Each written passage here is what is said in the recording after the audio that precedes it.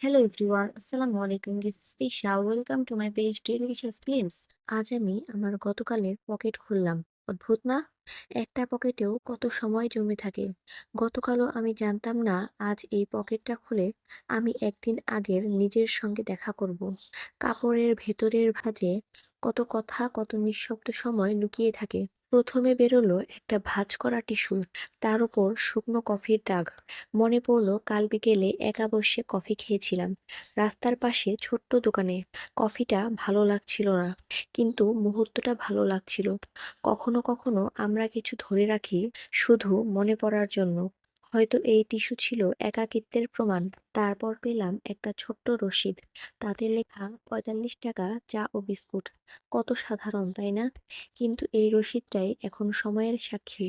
কালি একটু ফিকে হয়ে গেছে, ঠিক যেমন কিছু স্মৃতি ধীরে ধীরে হারিয়ে যায়, কিন্তু পুরোপুরি নয়। কাগজটা কাঁপছে হালকা বাতাসে, মনে হচ্ছে যেন গতকালও একটু বেঁচে আছে। একটা ছোট্ট পাথর। রাস্তার পাশে এক বাচ্চা আমাকে বলেছিল, ভাইয়া এটা মেঘের মতো লাগে না? আমি হেসেছিলাম। সে বলেছিল, নেন, ভাগ্য ভালো হবে। তখন তেমন গুরুত্ব দেইনি, কিন্তু আজ মনে হচ্ছে এই পাথরই আমার গতকালের সবচেয়ে নরম স্মৃতি। এরপর পেলাম একটা ট্রেন টিকিট, কমলাপুর থেকে টঙ্গী। অর্ধেক ভিজে গেছে। ছোট্ট যাত্রা, কিন্তু ভাবনা লম্বা। জানালায় নিজের মুখের প্রতিফলন দেখে হঠাৎ মনে হয়েছিল আমি কোথাও যাচ্ছি, কিন্তু পৌঁছাচ্ছি কি সত্যি কোথাও?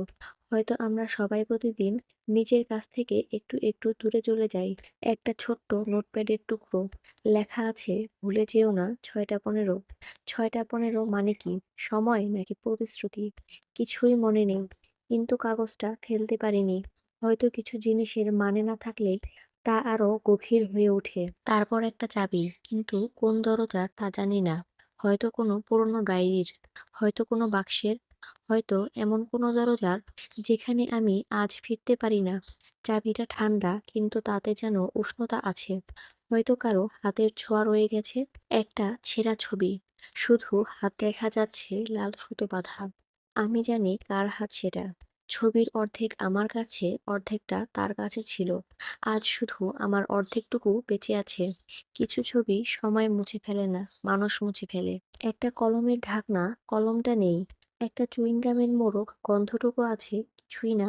তবু এদের মধ্যেও আছে জীবন, কারণ একসময় এগুলো ছুঁয়েছিল আমার আঙুল। আমরা যা হারাই তার ভেতরেও থেকে যায় ছোঁয়া। শেষে পেলাম একটা নোট, আমার নিজের হাতের লেখা। যে জিনিস হারিয়ে যায় তার ভেতরেও গল্প থেকে যায়। আমি পকেটটা আবার ভাঁজ করে রাখি। আজকের পকেটেও কিছু জমছে। আজকের হাসি, আজকের ক্লান্তি, আজকের ভাবনা। কাল আবার সেটা হবে ইয়েস্টারডেজ পকেট। এভাবে সময় আমাদের পকেট বদলায়, আর আমরা বদলাই সময়ের সঙ্গে। তো আজকে আমি এখানেই বিদায় নিচ্ছি। পরবর্তীতে আবার নতুন কোনো ভিডিও নিয়ে আপনাদের সামনে হাজির হয়ে যাব। সেই পর্যন্ত সবাই সুস্থ থাকবেন, ভালো থাকবেন। আল্লাহ হাফেজ। Thank you so much for watching. Bye. সবাই লাইক, কমেন্ট অ্যান্ড শেয়ার করতে কিন্তু ভুলবেন না একেবারেই।